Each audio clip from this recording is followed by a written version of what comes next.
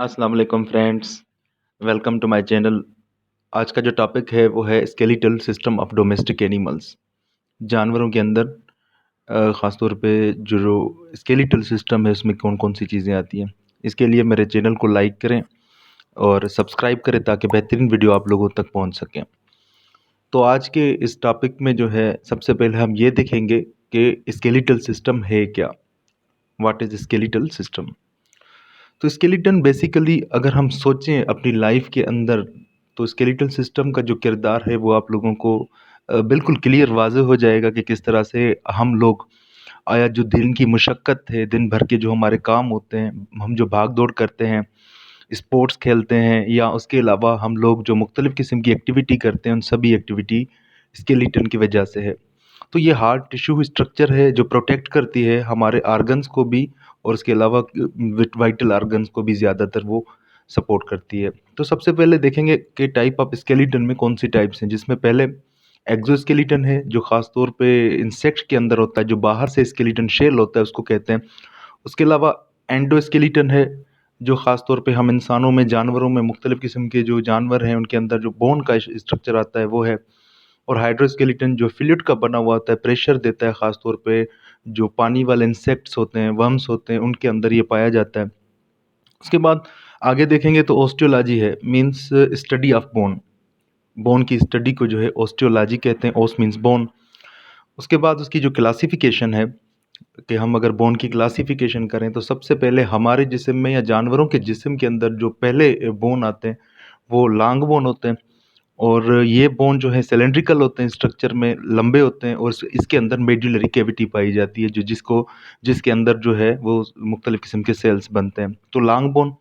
उसके बाद दूसरा शॉर्ट बोन है जो लॉन्ग बोन की बनिस्बत थोड़े साइज़ में छोटे बोन होते हैं, वो पाए जाते हैं, जिसमें आप इसमें देख सकते हैं तस्वीर के अंदर कि ये बनिस्बत लॉन्ग बोन से ये थोड़ा साइज़ में छोटा होता है, स्ट्रक्चर में मोस्टली सेम होता है।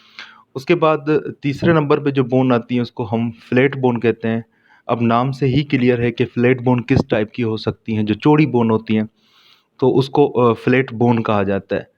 उसके अलावा तीसरे नंबर पे जो हम देखेंगे अगर, तो इसमें हमें सीसमॉइड यानी फ्यूज्ड बोन मिलेंगी, जो जब क्लासिफिकेशन या जब इंसान बन जाता है तो उसके अंदर ये बोन क्लासिफाइड होती हैं एज अ सीसमॉइड, यानी छोटे साइज़ की ये बोन होती हैं और मुख्तलिफ़ किस्म के स्ट्रक्चर में पाई जाती हैं।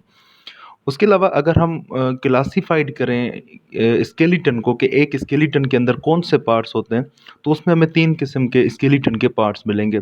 सबसे पहले नंबर पे जो है वो एक्सियल स्केलेटन है, जो बीच वाला यानी जिसके अंदर स्कल आ जाता है, या उसके अलावा अपेंडिकुलर आ जाता है। दूसरा स्ट्रक्चर ये है और उसके अलावा तीसरा स्ट्रक्चर जिसे हम विसरल स्केलेटन कहते हैं।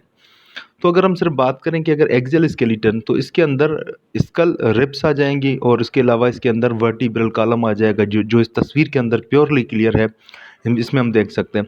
उसके बाद अपेंडिकुलर है, जो ब्लू कलर का आप स्ट्रक्चर देख रहे हैं, ये अपेंडिकुलर आ जाता है।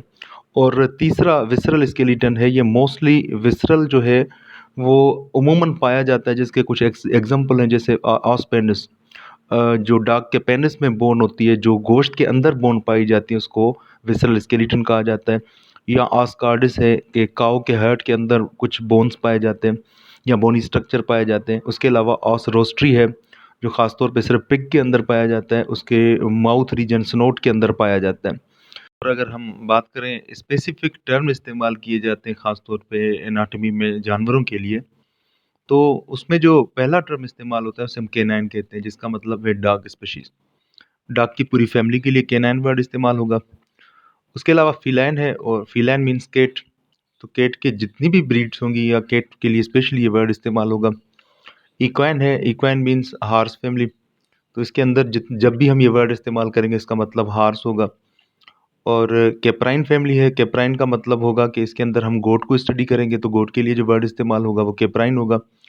और उसके अलावा ओवाइन है, ओवाइन मीन्स शीप, तो ये वर्ड शीप के लिए इस्तेमाल किया जाएगा जब भी कहीं ज़िक्र होगा तो।